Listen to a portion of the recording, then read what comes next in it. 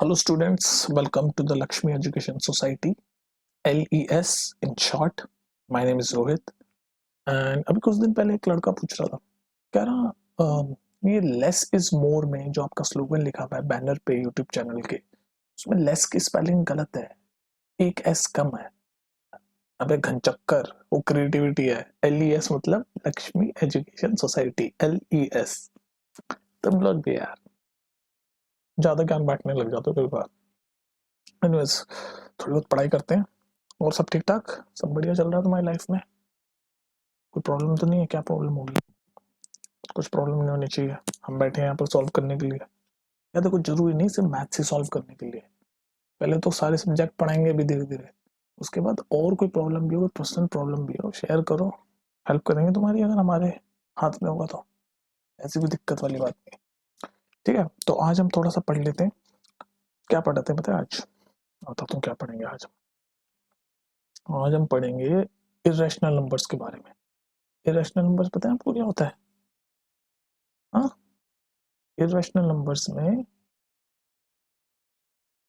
Irrational number जो है वो आपने छोटी क्लास में तो पढ़ा ही है, 9th वगैरह में, 8th में भी पढ़ा है इरेशनल नंबर तो उसी के बारे में हम थोड़ा सा पढ़ेंगे, लेकिन 10th स्टैंडर्ड के हिसाब से। इरेशनल नंबर्स, ठीक है, क्लियरली दिख रहा है आप सबको ये? ठीक है, तो देखो, अब गौर से सुन लो, अब पूरी अटेंशन चाहिए मुझे तुम्हारी। ठीक है, अब नो बकवास। अब देखो, इसमें देखो दो तीन चीज समझो। सबसे पहले पहले तो ये पता होना चाहिए इरेशनल नंबर क्या होता है। इरेशनल, इरेशनल मतलब रैशनल क्या होता है? रैशनल क्या होता है? रैशनल नंबर, रैशनल नंबर वो होता है जो पी बाई क्यू की फॉर्म में लिखा जा सके। जैसे एग्जांपल भी साथ साथ ले लो, जैसे 1/3, 2/3, कुछ भी 5। अब ये मत बोलना ये 5 कैसे, नीचे 1 तो सबकी होता है ना, ये तो पता ही है। ये भी रैशनल, रैशनल भी बोल सकते हैं इसको, होल नंबर भी बोल सकते हैं, नेचुरल भी बोल सकते हैं, पर ये रैशनल में भी आ जाएगा, नीचे 1 है ना, कोई दिक्कत वाली बात नहीं। अच्छा जी, पी बाई क्यू की फॉर्म में हो सकता है ना ये, और कुछ भी। ठीक है, इस तरह से ये है रैशनल नंबर। अब आ जाओ इरेशनल नंबर क्या होते हैं। इरेशनल नंबर वही होते हैं जो पी बाई क्यू की फॉर्म में लिखा ना जा सके, इस फॉर्म में ना लिखा जा सके, पी बाई क्यू की फॉर्म में नहीं। जैसे एग्जांपल, सबसे बड़ा एग्जांपल तो दुनिया का एक ही है, क्या बताऊं? पाई।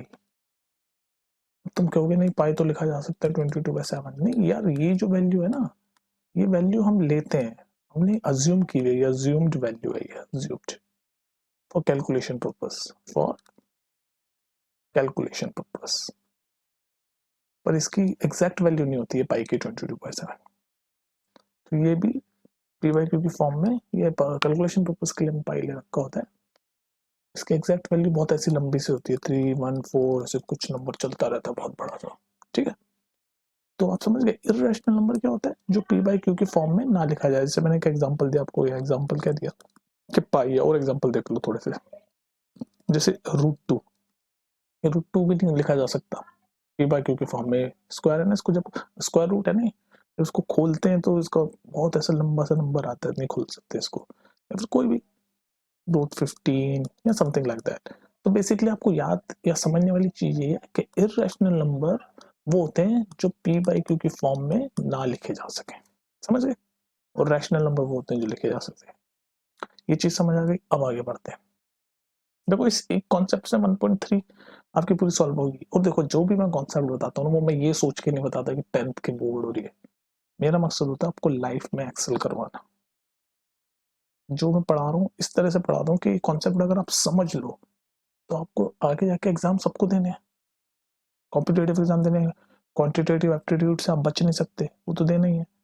तो उसमें सारे हेल्प आएंगे। अभी नहीं पढ़ोगे तो घूम के फिर वापस आके पढ़ना ही है तुम्हें, जब कॉम्पिटेटिव एग्जाम दोगे। सब जब तक ये सब बेसिक क्लियर नहीं होंगे, कोई एग्जाम क्रैक होना नहीं तुमसे।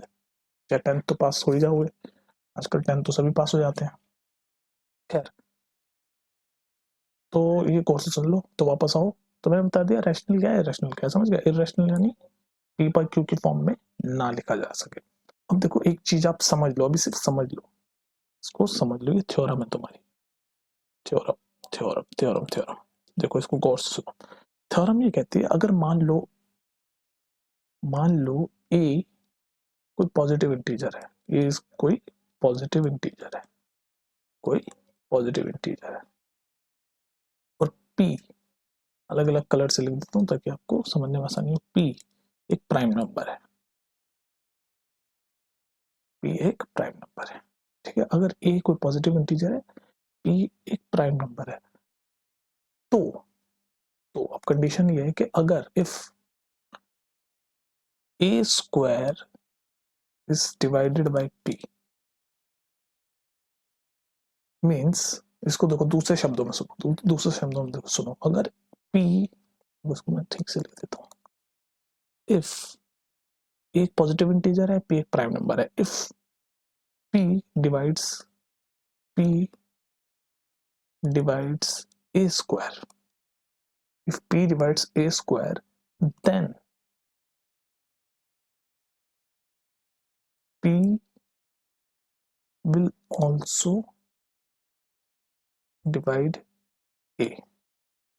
ये छोटी सी बात है, ऐसे इसको शब्दों में लिखा कर मैंने आपको इस तरह से समझा दिया, इस तरह से ज्यादा आसानी से समझ आएगी बच्चों को। ये आपकी थ्योरम है, ये थ्योरम आपको याद होनी चाहिए। क्यों याद होनी चाहिए? क्योंकि ये जो थ्योरम है, इसका जो कॉन्सेप्ट है आगे क्वेश्चन में यूज होगा। अब देखो दोबारा सुनो इस थ्योरम को। क्या क्या अगर मान लो a कोई पॉजिटिव इंटीजर है और p कोई प्राइम नंबर है, और अगर p जो है, p यानी कि जो ये प्राइम नंबर है, अगर a स्क्वायर को डिवाइड करता है तो वो प्राइम नंबर a को भी डिवाइड करेगा। बस इतनी सी बात है, समझ आ रही है बात? अगर ये जो p है ये a स्क्वायर को डिवाइड करता है तो यही p a को भी डिवाइड करेगा। समझ गए? ये बस आपको दिमाग में रखना है, ये दिमाग में रखना है। p अगर a स्क्वायर को डिवाइड करेगा, p एक प्राइम नंबर है, तो वही p a को भी डिवाइड करेगा। समझ गए? फॉर एग्जाम्पल, थोड़ा एग्जाम्पल देख लेता हूँ। अगर मान लो 5 स्क्वायर है, मतलब 5 स्क्वायर है, 5 स्क्वायर प्राइम, यार यहाँ पर इरेशनल की बात हो रही है ना, तो देखो इसका एग्जांपल जब मैं दिखाता हूँ आपको, दूसरा एग्जांपल दिखाता हूँ जिससे कि आपको आसानी से समझ आए। एक सेकंड देखो इसका एग्जांपल देखो। अगर मान लो ए स्क्वायर, हमने क्या बोला, अगर p ए स्क्वायर को डिवाइड करता है तो वो p a को भी डिवाइड करेगा। मान लो ए हमने मान लिया 4 और p हमने मान लिया 2। सही है, p 2 प्राइम नंबर होता है, ठीक है, दिस इज प्राइम नंबर।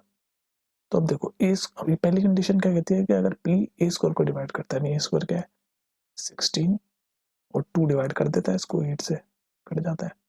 तो अगर ये वाली कंडीशन अभी हमने फॉलो कर दी कि p डिवाइड ए स्क्वायर, बहुत डिटेल में बता रहा हूँ मैं तुम्हें, इतने डिटेल में पूरे इंटरनेट पे कहीं नहीं है, टाइम देके बता रहा हूँ मेरे को, ताकि सिर्फ रटो ना समझो, ठीक है। तो अगर ये p यानी कि अपना p2 जो है वो ए स्क्वायर को डिवाइड कर रहा है, तो यही 2 a को भी डिवाइड करेगा। कर रहा है कि नहीं कर रहा है? ये क्या है 4 है, तो ये 4 है तो 4 को भी तो 2 डिवाइड कर देता है। बस यही बात है।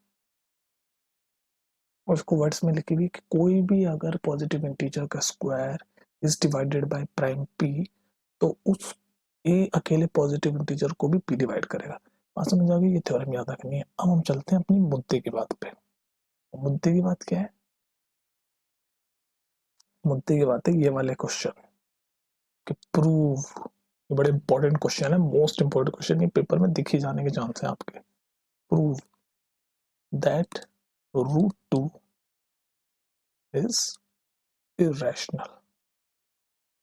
Prove that root 2 is irrational।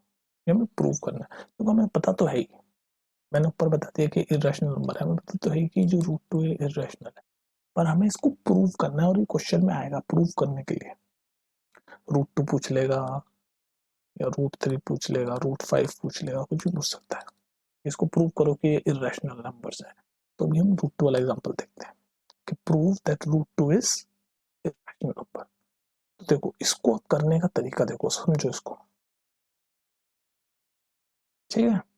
अभी देखो इसका ये पैटर्न सीखो, इसी फिक्स पैटर्न पे सारे क्वेश्चन सॉल्व हो जाएंगे। जैसे मैंने पूछा रूट थ्री को ऐसा भी पूछ सकता है पेपर में, जरूरी रूट 2। अब समझो इसको करने का तरीका देखो, मैं यूज करता हूँ yellow colour. Prove that root 2 is irrational. हमें पता है कि इरेशनल है, तो हम एक चीज होती है जिसका नाम है प्रूफ, प्रूफ बाय कॉन्ट्रडिक्शन।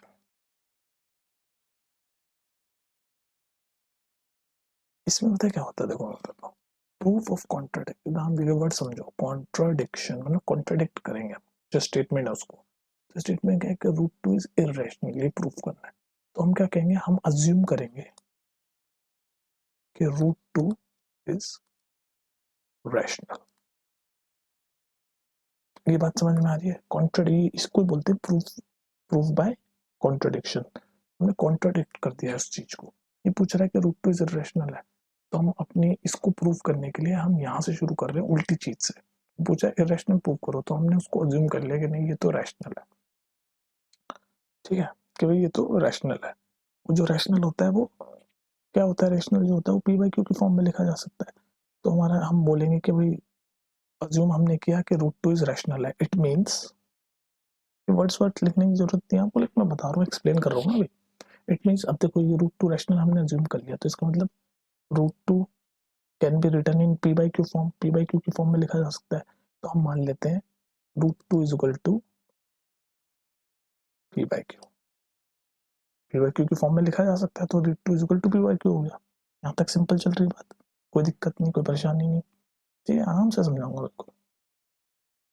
ठीक है, एक चीज करते हैं ताकि आप कंफ्यूज ना हो, एक चीज कर लेते हैं हम कि इसको पी बाई क्यू की जगह हम ई बाई भी मान लेते हैं। बात तो वही है, बस मतलब रैशनल की फॉर्म में, न्यूमरेटर और डिनोमिनेटर की फॉर्म में, चाहे पी बाई क्यू लिख लो, चाहे ए बाई बी लिख लो, चाहे कोई सा भी अल्फाबेट लिख लो, आर बाई एस लिख लो। पर मैं ए बाई भी जानबूझ के लिख रहा हूँ ताकि आप थोड़ा सा कंफ्यूज ना हो। तुम्हारा थोड़ा सा दिमाग कच्चा होता है ना, कच्चा, बच्चों का दिमाग कच्चा। चलो, तो it means root two is equal to A by. तो हमने क्या जूम कर लिया, रूट टू एक रैशनल है, कॉन्ट्रडिक्शन कर रहे हैं, हम उल्टे से जूम करना शुरू करेंगे। तो हमने जूम किया कि रूट टू एक रैशनल है, और रैशनल मतलब ए बाई फोर की फॉर्म में लिखा जा सकता है।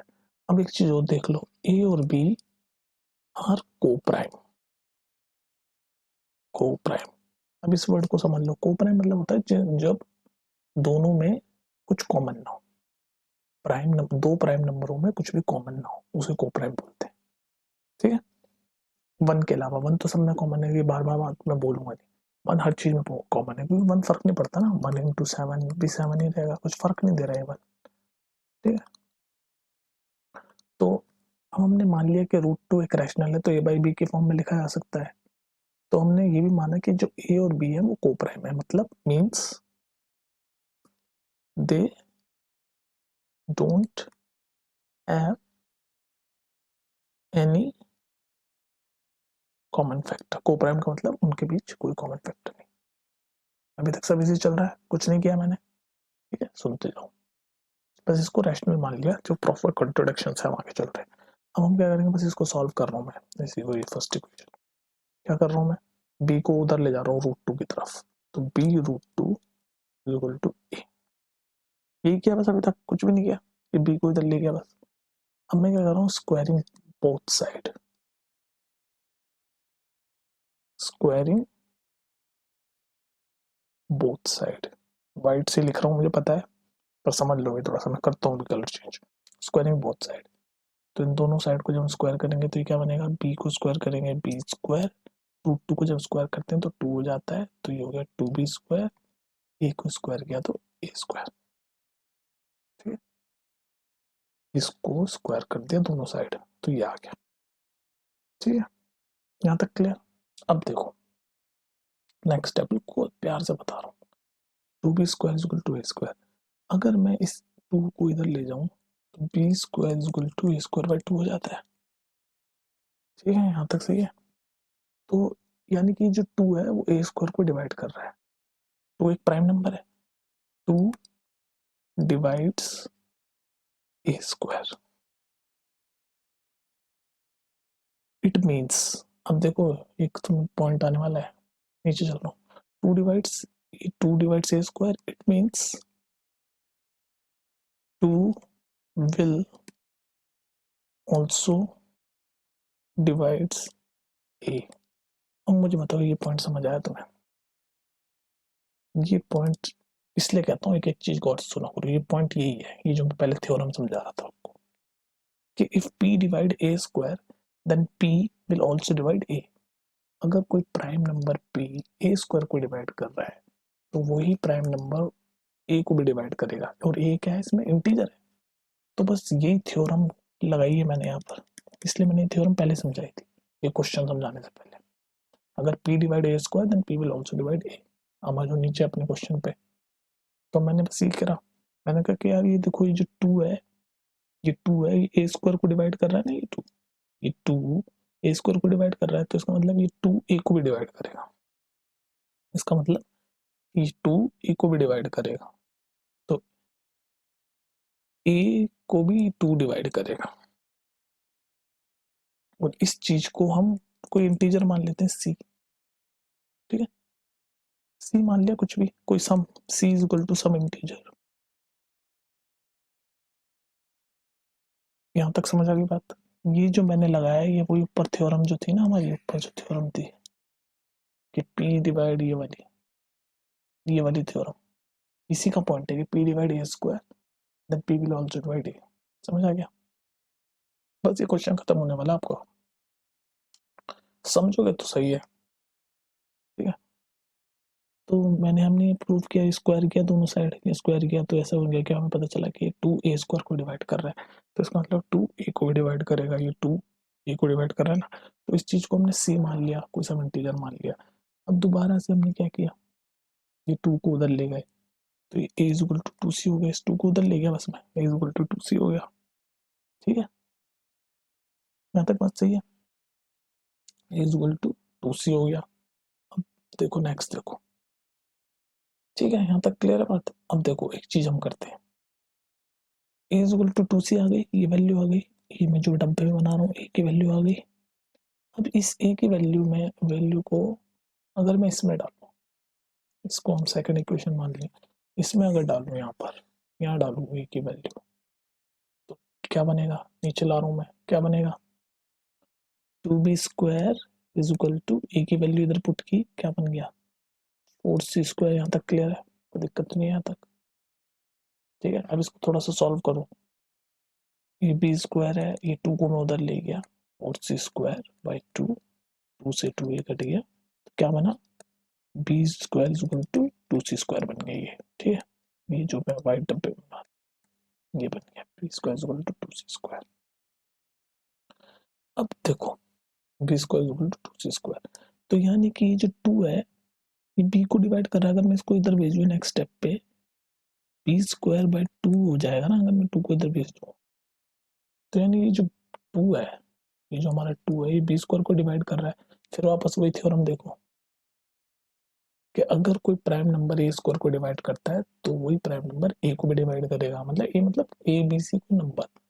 तो इसी में भी देखो कि अगर ये बी स्क्वायर, जो बी जो एक नंबर है उसको टू, बी स्क्वायर को जो 2 डिवाइड कर रहा है, तो बी को भी 2 डिवाइड करेगा, बी को भी 2 डिवाइड करेगा। तो अब देखो एक चीज हमने समझ आ रही है यहाँ पर कि यहाँ लिख लेते हैं इसको करके कि 2 विल ऑल्सो डिवाइड बी। अब देखो हमें एक चीज समझ आ रही है यहाँ पर, क्या कि ये जो 2 है वो ए को भी डिवाइड कर रहा है, और यही 2 बी को भी डिवाइड कर रहा है, यानी कि A and B have 2 as a common factor. यहाँ तक बात समझ आई भाई? 2 जो है, ये जो 2 है ये बी को भी डिवाइड कर रहा है, और ऊपर अपने अभी देखा था, यहाँ पर देखा था हमने कि यही 2 ए को भी डिवाइड कर रहा है, ठीक है। तो इसका मतलब ए और बी का में 2 जो है कॉमन फैक्टर है। अब आ जाओ देखो ऊपर, सबसे ऊपर चलो, हमने पहली कंडीशन क्या बोली थी, ये जो येलो में बता रहा हूँ, ये क्या बोली थी कि ए और बी को प्राइम है, means they don't have any common factor.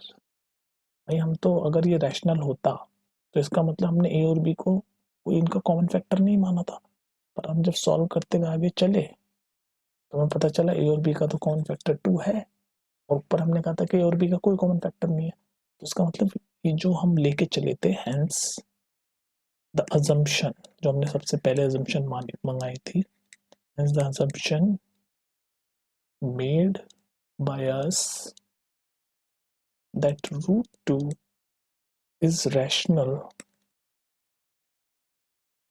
is incorrect. Incorrect. It means that root 2 is irrational. Hence proved. अब बताओ ये बात में कुछ कुछ कंफ्यूजन हो रही है इस चीज में?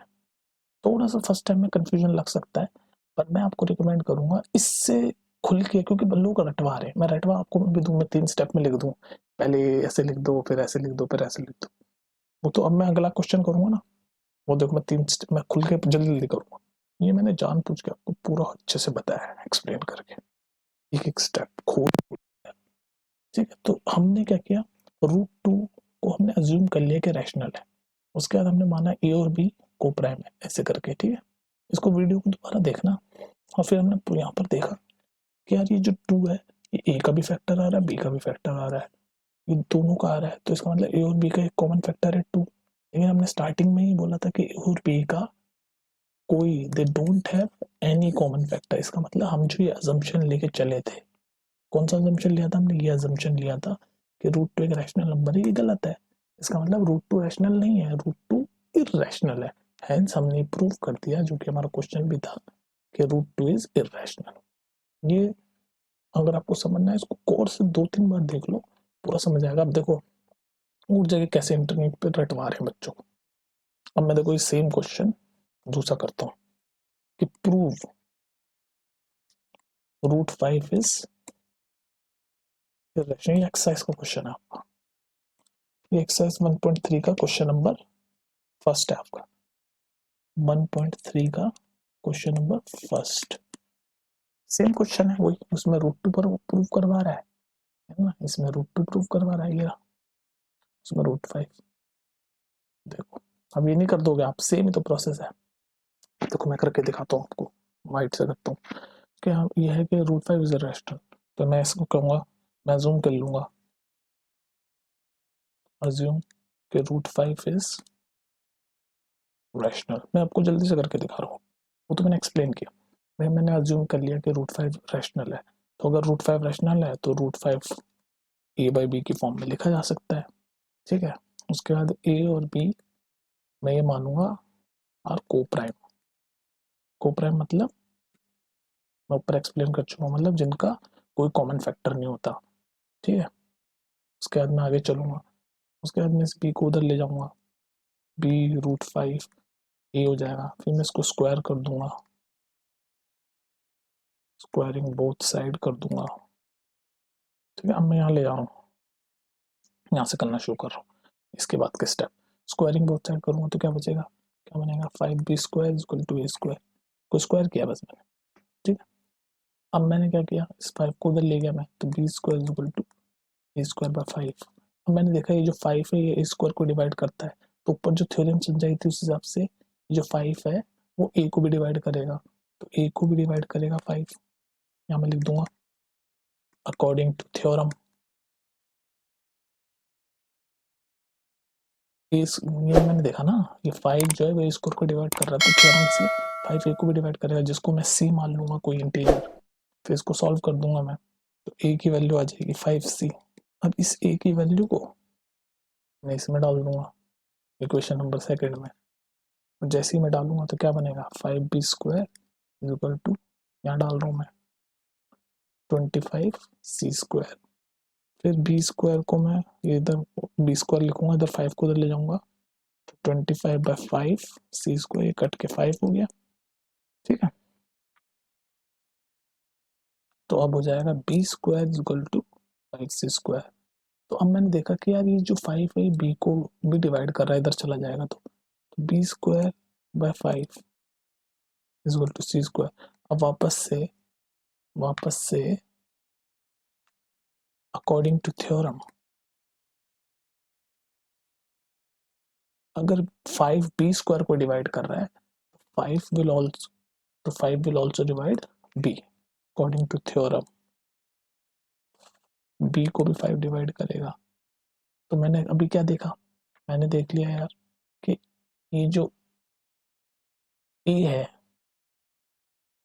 ए है ये बी को भी डिवाइड कर रहा है, और ये देखो ना ए जो है, सॉरी ये जो 5 है ये ए को भी डिवाइड कर रहा है और बी को भी डिवाइड कर रहा है, लेकिन मैंने इनको क्या माना था, ए और बी को को